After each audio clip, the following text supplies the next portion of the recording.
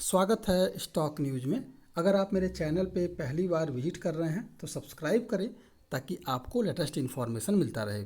आज हम फिर बात करेंगे फ्यूचर रिटेल के लिए। इस कंपनी को लेकर के एक बड़ी अपडेट जो है सामने आ रही है और जैसा मैंने पहले कहा कि अब जो है फ्यूचर रिटेल का जो पूरा मामला है वो कोर्ट में चला गया है। तो कोर्ट में जाने के कारण जो है अब लगातार सुनवाई हो रही है और सुनवाई जब हो रही है तो अब नए नए रोज़ खबरें जो है अब मार्केट में लगातार आ रही हैं। तो इस पर आज हमारी सुनवाई जो हम भी होगा वो चर्चा करेंगे। तो सबसे पहले देख लेते हैं कि क्या वो बड़ी खबर जो है सामने निकल के आ रही है। तो इसी तरह की रोज़ की और लेटेस्ट अपडेट के लिए अगर आप मेरे चैनल पे पहली बार विजिट किए हैं तो सब्सक्राइब जरूर करें।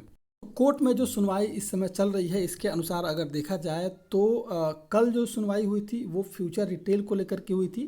फ्यूचर रिटेल ने अपना पक्ष रखा था और कहा था कि वो जो है कर्ज लगातार समय से चुकाया है और किसी कारणवश नहीं चुका पाया है, इसलिए कंपनी को जो है पूरी तरह से डिफ़ॉल्टर घोषित न किया जाए।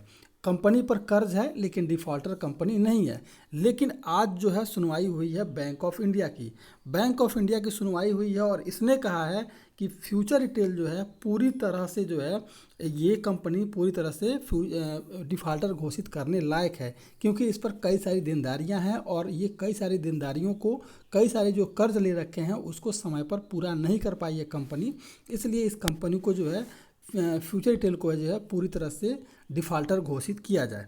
अब इसकी जो न्यूज़ निकल के आ रही है इस पर अगर देखा जाए तो बैंक ऑफ इंडिया के वकील ने अदालत को बताया कि फ्यूचर रिटेल के खिलाफ जो है दिवाला कार्रवाई को स्वीकार करने के लिए कानून के तहत जो है बहुत सारे पैरामीटर हैं और इस पैरामीटर के तहत जो है इस कंपनी को दिवालियापन घोषित की जा सकती है। बैंक के वकील ने नेशनल कंपनी लॉ ट्रिब्यूनल की मुंबई बेंच को बताया अगर कोई डिफ़ॉल्ट किया जाता है तो कानून के तहत दिवाला कार्रवाई को रोकने का कोई विकल्प ही नहीं है।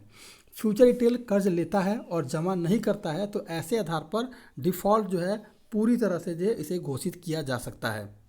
इसके अलावा अगर इस कंपनी जो बैंक ऑफ इंडिया के वकील हैं कदम नाम के हैं, इन्होंने जो बताया है इसमें कहा है कि इंसॉल्वेंट एंड बैंक करप्सी कोड की धारा 7 में कर्ज की मौजूदगी और डिफ़ॉल्ट के स्पष्ट सबूत की ज़रूरत है जो फ्यूचर रिटेल के मामले में मौजूद है।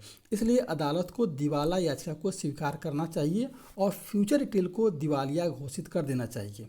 आपको याद होगा कि इससे पहले जो है अमेजन ने पहले ही सुनवाई में तर्क दिया था कि फ्यूचर रिटेल के खिलाफ जो है दिवालिया कार्रवाई शुरू करने के लिए बैंक ऑफ इंडिया की याचिका जो है पूरी तरह से जो है दुर्भावना से ग्रसित है।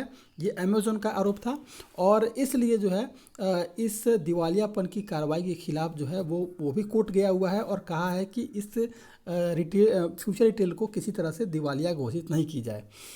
इसके अलावा अगर देखा जाए तो अपनी संपत्ति बेचने के मामले में बैंकों पर फ्यूचर रिटेल के साथ जो है मिली भगत करने का भी आरोप जो है अमेजन पहले लगा चुका है फ्यूचर रिटेल पर। और इस मामले में बैंक ऑफ इंडिया के वकील ने अमेजन के आरोपों का एक तरह से समझिए कि आज उसने जवाब दे दिया है कि जो भी कोड ऑफ कंडक्ट हैं या फिर जो भी सुनवाई हुई है या जो भी पूरे मामले हैं, फ्यूचर रिटेल जो है अपना कर्जा नहीं चुका पाया है समय पर, इसलिए जो है उसको डिफ़ॉल्टर घोषित करने की प्रक्रिया जो है शुरू की जा रही है। अब इस मामले में फिर से जो है आज सुनवाई होने वाली, जैसे कि ये कल की खबर है, कल रात तक आई थी, तो आज जो है फिर सुनवाई होगी और सुनवाई में क्या निकल के आता है इस पर एक बार हम चर्चा करेंगे। इसके अलावा अगर देखा जाए तो जो एक तरह से मैं रिपीट करूँगा कि बैंक ऑफ इंडिया ने बकाया भुगतान नहीं करने पर फ्यूचर रिटेल के खिलाफ जो है 14 अप्रैल को जो है इस मामले में पूरे मामले में जो है इसने दिवालिया प्रक्रिया दायर की थी। एनसीएलटी में बैंक ऑफ इंडिया की याचिका के अनुसार अगर देखा जाए तो फ्यूचर बैंकों का जो है फ्यूचर रिटेल पर 5322 करोड़ रुपए का बकाया है। कंपनी के ऋणदाताओं में यूनियन बैंक ऑफ इंडिया है, स्टेट बैंक ऑफ इंडिया है, बैंक ऑफ बड़ौदा है और आईडीबीआई बैंक शामिल है। तो फिलहाल जो है अभी तो सुनवाई हो रही है और इस सुनवाई के जरिए जो है अभी बैंक ऑफ इंडिया ने अपना पक्ष रखा है और पूरी तरह से फ्यूचर रिटेल को दिवालियापन घोषित करने की कार्रवाई की मांग की है। अब क्या सुनवाई होती है आज शाम तक जो अपडेट आएगा फिर आपसे अपडेट किया जाएगा। तो अगर आप मेरे चैनल पे पहली बार विजिट किए हैं तो सब्सक्राइब करें ताकि आपको लेटेस्ट इन्फॉर्मेशन मिलता रहे।